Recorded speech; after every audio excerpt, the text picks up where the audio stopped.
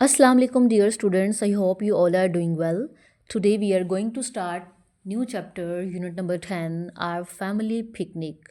Our family picnic हमारे ख़ानदान की सैर. Pre-reading.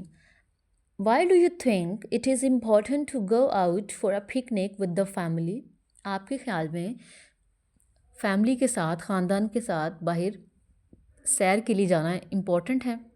Yes, it is important to go out for a picnic with the family for enjoyment and to spend some time with each other. Family के साथ picnic पर जाना, सैर के लिए जाना इम्पोर्टेंट है. हम इंजॉय करते हैं और एक दूसरे के साथ अच्छा टाइम स्पेंड हो जाता है. Will it be more fun if we go for picnic in spring? अगर हम मौसम बहार में सैर के लिए जाएं तो ज़्यादा मज़ा आएगा.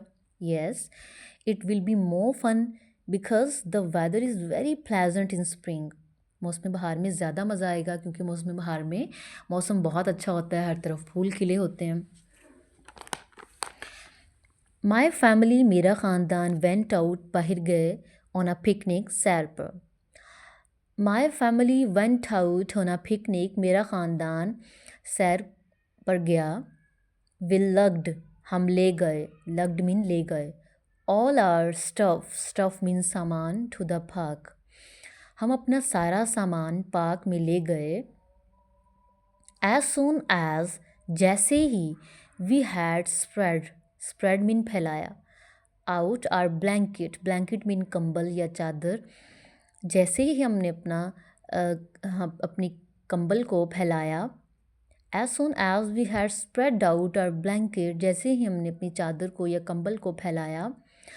इट promptly मीन फ़ौरन. Got rainy and dark mean अंधेरा. और फ़ौरन अंधेरा छा गया और बारिश शुरू हो गई. My family went out on a picnic. We lugged all our stuff to the park. As soon as we had spread out our blanket it promptly got rainy and dark. And while और जबकि we were watching our napkins mean रुमालों.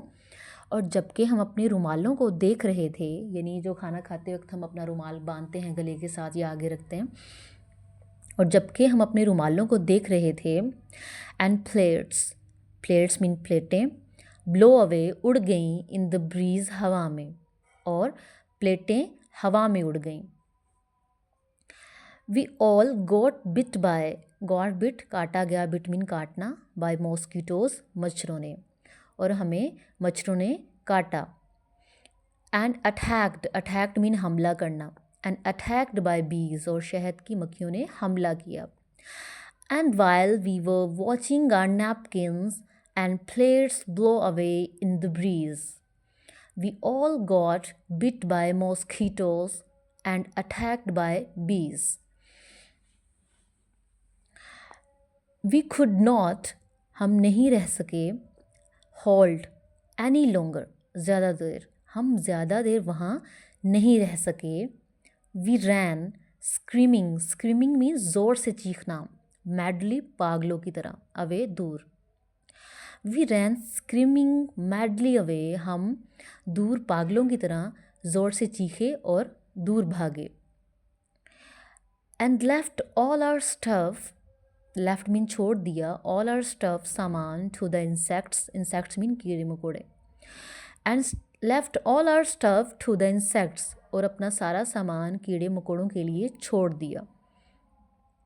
And rain that had ruined our day और rain ने बारिश ने हमारा सारा दिन तबाह कर दिया. रूइंड मीन तबाह.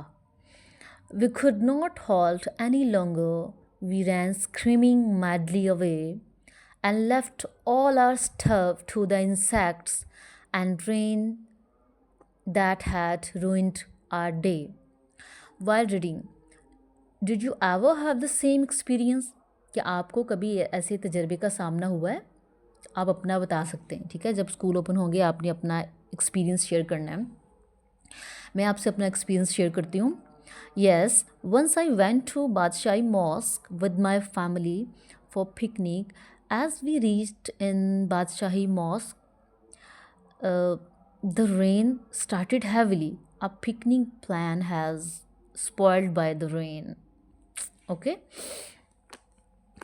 so next time, अगली मर्तबा we will go to the movies, अगली मर्तबा हम मूवी देखने जाएंगे, और या मे बी फिर just go to the mall, या फिर मॉल जाएंगे. दैट लास्ट टाइम, वो आखिरी मर्तबा, we went on a picnic, आखिरी मर्तबा हम सैर को गए, was really no picnic at all, जो वाकई में सैर नहीं थी. कैन नेस्बिट ने ये पोएम लिखी है बेटे. Next time we will go to the movies और maybe just go to the mall. That last time we went on a picnic was really no picnic at all. Now look at this post reading questions. Do you think that they could have checked the weather forecast? आपके ख्याल में कि उन्होंने weather forecast को check किया, यानी मौसम की पेश गोई की उन्होंने? No, they had not check the weather forecast. अगर उन्होंने वेदर फोरकास्ट चेक की होती तो इस तरह से वो सैर के लिए ना आते. Why did they decide to go somewhere else next time? उन्होंने नेक्स्ट टाइम कहीं और जाने का फ़ैसला क्यों किया? Because they decided to go somewhere else next time due to bad weather. Bad weather की वजह से, मौसम की ख़राबी की वजह से उन्होंने नेक्स्ट टाइम कहीं और जाने का प्लान किया. Okay, I hope you understand. So you have to read this poem with intonation under the supervision of your mother. Allah Hafiz. Take care.